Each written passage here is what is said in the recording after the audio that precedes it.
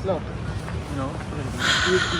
guys, Congresswoman Kat Cammack here, and I just left the floor of the House of Representatives, and I am walking back to the office, and I wanted to give you guys an update about what just happened. The Democrats just voted to take over our elections and to basically ensure that they have control of our elections forevermore.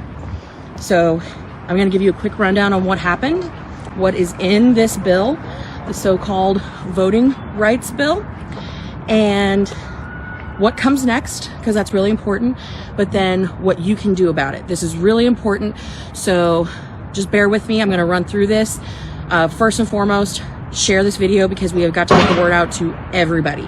That is important. We've got to share what happened because the media is not going to cover this.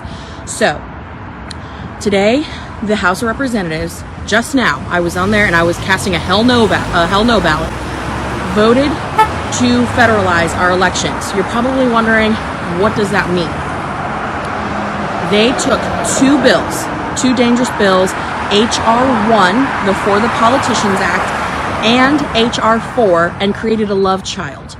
They took an old NASA bill and gutted it, and then tucked all of this egregious language into the NASA bill. So it was like NASA Infrastructure Act or something, and has nothing to do with NASA. We are not giving voting rights to Martians today. Even though what we voted on was a NASA bill, it was actually a federal takeover of elections. That right there ought to tell you, if they cannot even name the bill, they have to gut another bill and then tuck their egregious, horrific language into it. That tells you that they're trying to hide something. Let me tell you what was in this bill. So, I'm sorry, I'm out here on the sidewalk, so it's a little bit loud, but like I said, I wanted to tell you guys what happened immediately, because we knew this was coming, and we knew that it was going to pass the House.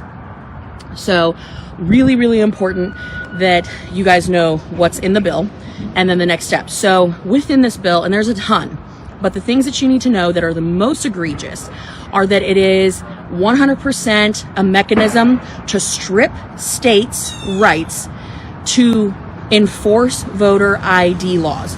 So that means you would not be required to show a photo ID to register to vote or to actually vote.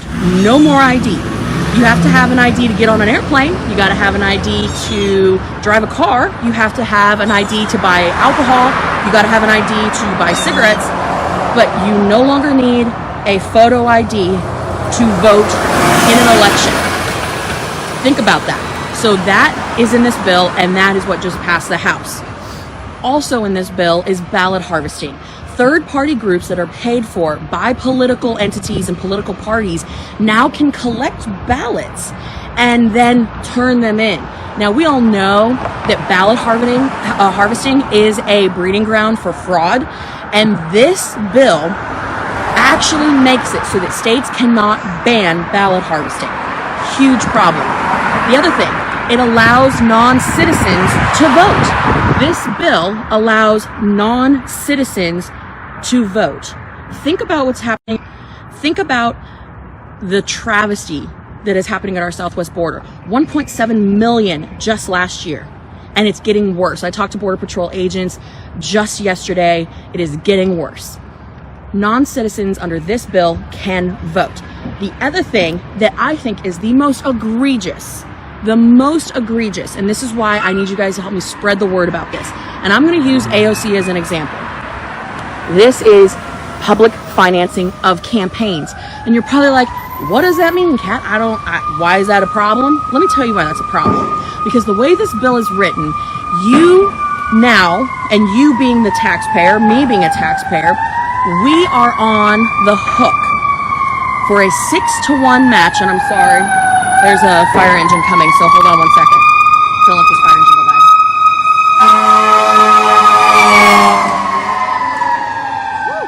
Alright, so we are now on the hook for a 6-to-1 match for donations to politicians that are $200 or less.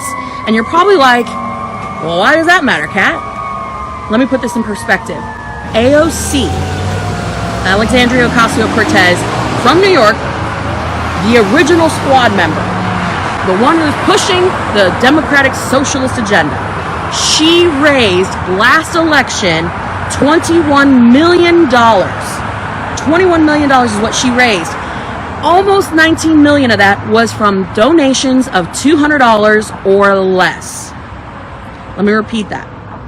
AOC raised roughly $19 million. It was about $18,893,102. I'm doing this off the top of my head because I'm standing out here on the sidewalk talking to you. Almost $19 million in a single election she raised from donors that was $200 or less. So that's a lot of people, right? What does that mean for us now under this bill? Which again, there's still a process. So just because it passed the House doesn't mean that it has gone to the Senate and it's already law. So just hold on. The thing that you need to know is when you have a politician like AOC who raises approximately $19 million in what is called small dollar donations, that puts us in a 6-to-1 match, which means you and me, we don't agree with her, we don't like her, but now we're on the hook to finance her campaign to the tune of $113 million. $113 million. If you have $113 million in your re-election campaign, you're going to be in Congress forever. You hear the Democrats talk about how they want to get money out of politics. This puts way more money into politics. This is why they are the party of do as I say, not do as I do, because their actions are 180 degrees opposite of what they are saying. They are not for the people. They are for themselves. They are for the DC bureaucrats and the politicians, and we know it. This bill is not just about our elections. It is about ensuring that their liberal progressive agenda is about dependency and control. When you think about it, they have this social justice warrior mindset that is all about putting programs in place that aren't hand-ups, right? They're handouts, but these handouts just aren't welfare, right? These are traps. They are designed to trap people into poverty. They are designed to keep people suppressed. And when you look at this whole big thing that's going on, everything from their election takeover bills to the Build Back Broke plan, all of it, this is all about an agenda that is dependency and control. They make people dependent on government so they can control elections forevermore. And this bill is just one more step that they are taking. So you're wondering, this bill just passed the House. What the heck? What the heck happens next? Is it law? No, it is not law. Just because this bill has now passed the House does not mean that it is law. It now goes to the Senate. The Senate has got big problems. So you have probably been hearing in the news about Chuck Schumer and what is going on with Chuck Schumer. So Chuck Schumer has to blow up the filibuster in order to pass this bill. Keep in mind, the filibuster is what protects the rights of the minority. Right now, the minority are the Republicans. The Democrats, when they were in the minority, used the filibuster just as recently as 2020, 323 times. Now they hate the filibuster. Isn't that funny? It's funny. When the shoe's on the other foot, they kick and scream. Oh my gosh, it's the worst thing in the world, even though they are the most egregious users of it. So, now that it has gone to the Senate, you're like, okay, the bill goes to the Senate, what happens? Chuck Schumer's got problems. In order to pass this, he's got to blow up the filibuster. Does he have the votes? No. He does not have the votes in the Senate. And it is now our job to make sure he never gets the votes. So you're asking me, what can we do?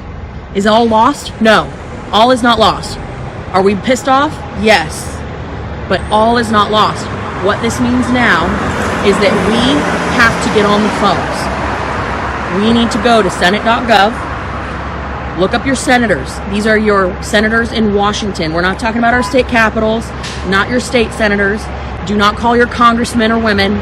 Call your state senators. It doesn't matter if you're in Montana or Florida or in New York or in Texas. Every state has 2 senators. So that means you have 2 phone calls to make. You get to call your senators and you get to tell them that 1, you want the filibuster to stay in place. 2, you want them to vote no on the so-called Voting Rights Act. It's not a Voting Rights Act, it's a voting free-for-all. That's what this bill is. So, that is the marching orders here. Call your senators and tell them in their Washington, D.C. offices that you do not want them to support the so-called Voting Rights Act. When you call them, you give them your name, you give them your phone number, you tell them you're a resident of the state, whatever state you're in. You tell them you want a response, because it's very important to tell your representatives that you want a response. If you don't tell them explicitly, I want a response, they're never going to respond to you. So give them a way to communicate back to you, be it a phone number, be it an email, an address for snail mail, doesn't matter. But the important thing is that you go to senate.gov, you look up who your senators are, you call their Washington, D.C. offices, and you tell them absolutely hell no, we do not want this bill. We want our constitutional elections as our founding fathers envisioned them, with the states determining the time and manner and place in which they are conducted. That is what we have to do. So that is what is up right now, guys. That is what is happening in Washington. This literally just happened. You're probably going to see a ton of stuff in the news about inflation and everything that's going on. But the important thing that is happening here is an attempt to take over our elections, which if we do that, we will never win another election. So it's important that we get involved, we get engaged. We cannot lose hope. We can never lose hope. That is very, very important. We have got to stay engaged. So, so-called voting rights bill, everybody knows what it is. It's a NASA bill. You could say NASA bill and they're gonna be like, oh yeah, that's the voting rights bill. Because somehow they can't pass it under the name voting rights, because we all know what they're trying to do. So they got a NASA bill and they use that as the shell.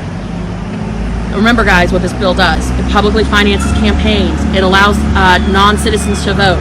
It encourages ballot harvesting. It strips voter ID requirements. All the things that are basic common sense American. This isn't even a Republican versus Democrat thing. This is an American thing. Every single person, regardless of your party affiliation, should want integrity in our elections. And that is why it's important that we get involved.